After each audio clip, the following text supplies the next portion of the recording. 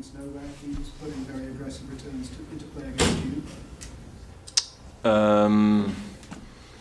Yeah, it was definitely not my best day on the return. Yeah, that's it. It was just awful, but it's okay.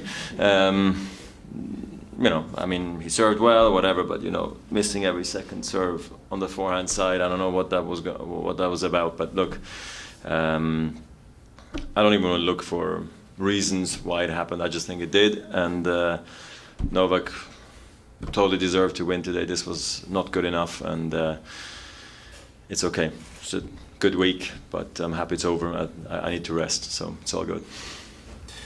Back in Wimbledon, you said after the quarterfinal with Anderson that you didn't find at all your 1-2 on your serve. Was it the case today as well, you think? Well, Anderson was different. For 3 sets I was in the match.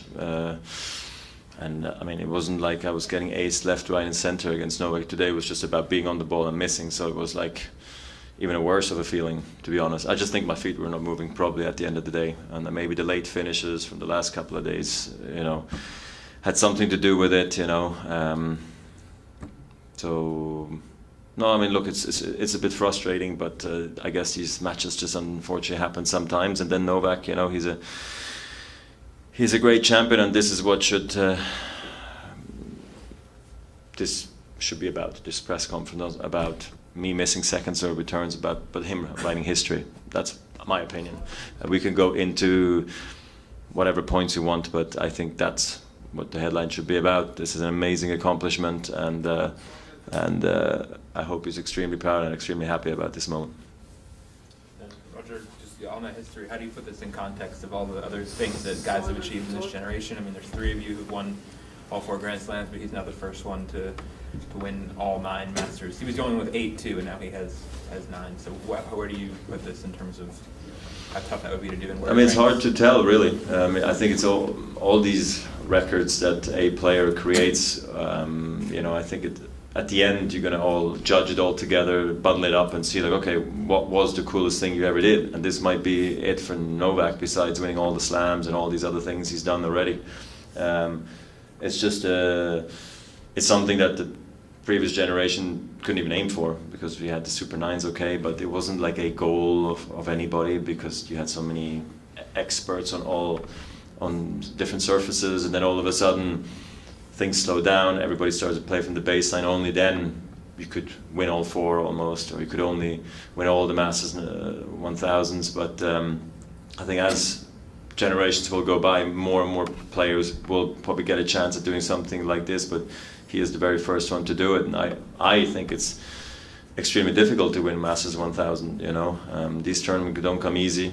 You saw my performance today. It's just a long week. It's tough. It's grueling. The best players are playing. You play against the tough guys early on in the draw, and so you don't have much time to find your rhythm and actually almost work on your game throughout the week, and he's done that maybe better than anybody. So it's great credit to him, and yeah, I think it's an amazing accomplishment.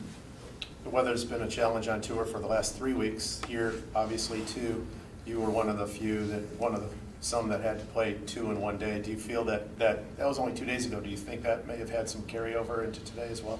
Maybe. Who knows? Who cares? It's over now.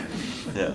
Roger, both you and Novak have done amazing things on court, but really off court through your foundations, you've done even greater things. And Serena's shedding some light on what I'll call mind health, maybe more than mental health. Just wondered if you guys would consider teaming up together to support something like that. You've had Marty Fish, Nicole Gibbs talk about their own struggles, and you know, as parents as well, for young people, there's a lot of issues with that today. A lot of young kids struggling. Yeah, explain me again. I didn't hear the part with Serena that you were saying. Well, you know, being a new mom, she's had some okay. So, communications outward about, you know, I'm a new mom, not every day's bliss. Right, it's okay, I'm having a bad day too.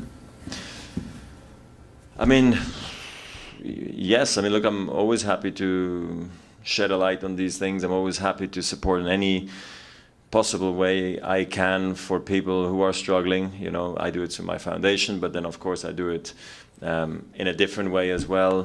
When you meet people sometimes who've had it difficult, or people who maybe don't have much time to live anymore, you meet those people. So there's a lot going on that sometimes you don't see, but I understand in the public light, you know, it obviously it creates bigger waves, you know. What I know is I will team up with Novak in Chicago for his foundation. I'll show up at his charity event, which I'm very excited about.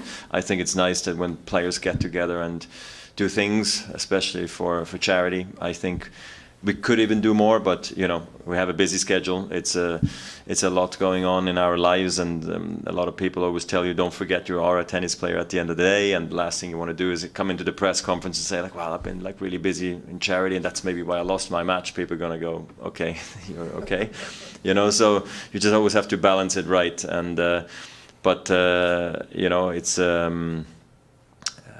yeah, I'm happy to help.